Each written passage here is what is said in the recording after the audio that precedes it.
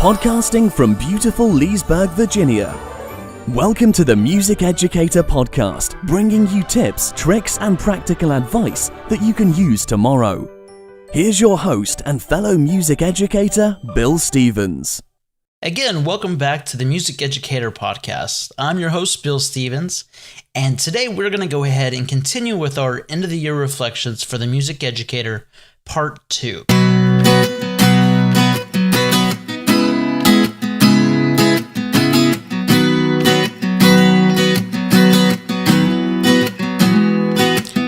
In order to grow as a music educator, it's necessary to reflect on your experiences with students, parents, and administrators. Question your real-life teaching strategies, weaknesses, and decide how can you self-improve, or how can I? Reflections have the power to enhance student-centered learning and generate a positive buzz in the school environment. Reflections also provide the music educator an opportunity to take on the role of the student and use professional development as a catalyst to synergize the performing artist inside. This professional practice brings to light opportunities that can excite directors with high-achieving aspirations.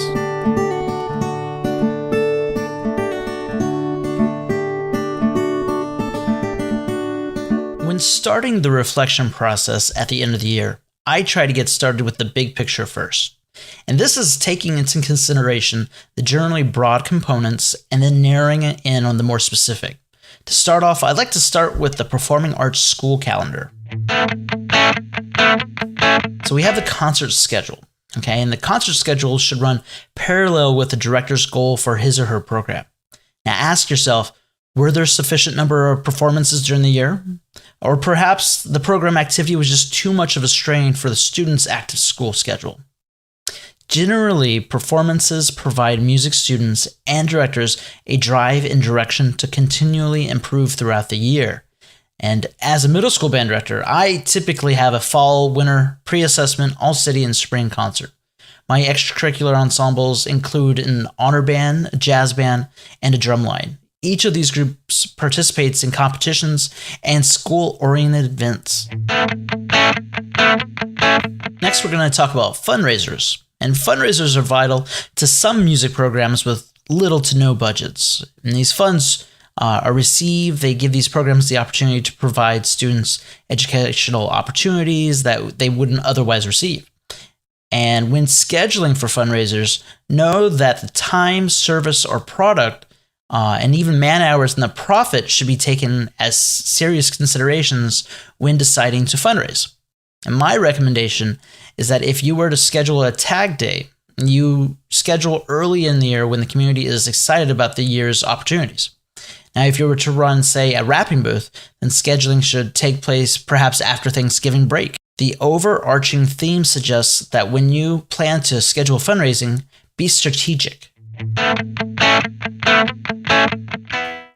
Paperwork due dates. Now, paperwork is a necessary evil in our jobs, and paperwork enables us to take our students on trips, competitions, and keeps our credentials current. In other words, paperwork keeps us employed. In order to avoid consequences of not meeting expectations, be sure to schedule a time to complete your paperwork. Two of the fastest ways to get fired from our jobs is 1, do something illegal, or 2, mismanage funds, which paperwork is a part of. Now reflect on how detailed a stance you have about being thorough and planned ahead when dealing with paperwork. The next hugely important concept is the personal non-negotiables. And when I talk about personal non-negotiables, this refers to the events in your life that are not work-related. And this could be your child's recital, a death in the family, a brother's getting married, and simply just by being mentally and physically present with your family. In order to keep a balanced lifestyle, be sure to schedule important and non-movable personal events first. Then this becomes part of your hard schedule, and you should take it seriously when making scheduling decisions at work. And in my situation, personal non-negotiables would constitute family activities. As many committed husbands know, a happy wife, a happy life. Next, we have professional development. And most people view professional development as a positive activity. Reflecting on skills and activities that went well provides educators a teaching insight into what can be used in the future. And reflecting on what should have occurred rather than what did also provides an opportunity to create new goals for the upcoming year. It is important to space professional development activities out so that you can mentally be able to absorb as much information as possible. Next, we're going to talk about planning. In general, planning needs to be a priority. Professionals suggest that most people have their most productive hours in the morning for accomplishing mental tasks. And this would be true for me, and it's more than likely true for you. Try to set aside some time to plan daily throughout your week. If you have a quality big picture plan for the school year, then it will be easier to plan for the more detailed tasks. Is this something you are consistent with this year? Or perhaps this should be a prioritized goal for your upcoming year. Remember, summer is a great time to hash out some big picture planning. Rehearsals are the activities that require us as educators to roll up our sleeves and work in the trenches for our student clientele. I feel most music educators would agree that effective rehearsals significantly influence the success of our groups. But is too much rehearsal counterproductive? Think to yourself, did I rehearse too much or too little during the year? Experience will provide guidance on how to adjust for the next year. And I found that I scheduled too many after-school rehearsals for my middle school program. I met with them on Monday, Wednesday, and Thursday after school. Next year, I plan to provide my students opportunities, but also want to give my students more chances to become more well-rounded students by participating in other groups at the school. Next, we're going to talk about stage use. Now, some of us have stages and others don't. Stages range from the very basic that are built within a gym or a cafeteria to some elaborate ones that seat 1,000 audience members and have state-of-the-art acoustics. Not only is it exciting to bring your group on stage, but also makes the idea that your performance is really about to take place. And for the staff, having stage time is precious. And in fact, our school is currently going through a $200,000 renovation that will make our performance area even more desirable, and I'm looking forward to that. Be sure there is a clear and well-communicated schedule for your stage use, otherwise some unwanted tension might occur between parties at the school.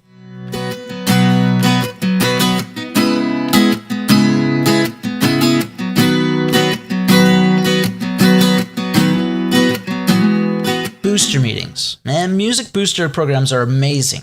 Where else can you go to work and get so many volunteers to help you out with your goals? Parents can be a huge help when the vision of the booster program is clearly communicated. Now, reflect on everyone's busy schedule, meeting times, and fundraising opportunities when you piece together next year's calendar. Be sure to recall what activities were planned at the right time this year and consider what need to be rescheduled at a different time.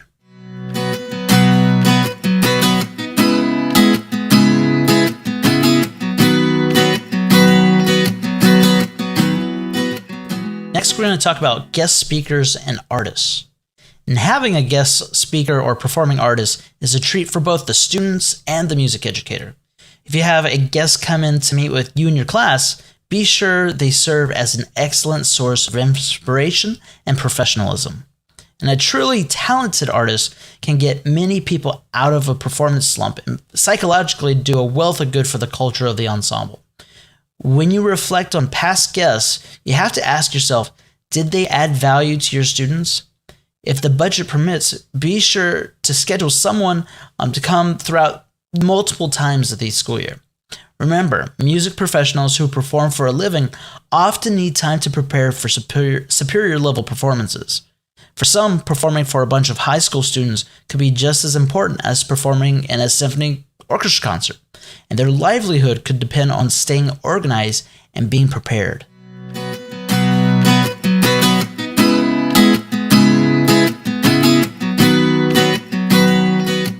Next, we're going to talk about field trips. And field trips can be a lot of fun for the students and the teacher. Just remember that there are several activities that happen at schools that could conflict with your event. Be sure to check out the school calendar and any blackout days when your group can't go. Scheduling these events must be done with the blessing of your administration and should be done well in advance. If the scheduling of these activities don't line up well then consider changing them. Since human beings form habits, many of these teachers often will schedule other school events at the same time each year.